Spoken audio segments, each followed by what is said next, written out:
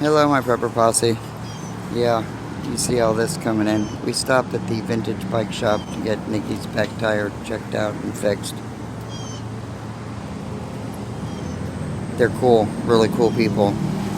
They stopped what they're doing and they just did it for us, which was nice. She had a small hole from the spoke that poked through. So, anyway, we're on our way back.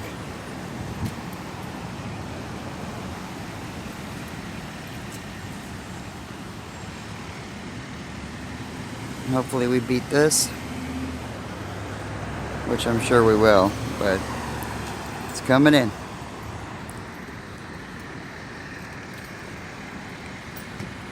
Hope everybody's having a great day. I'll see you on the way back. See you!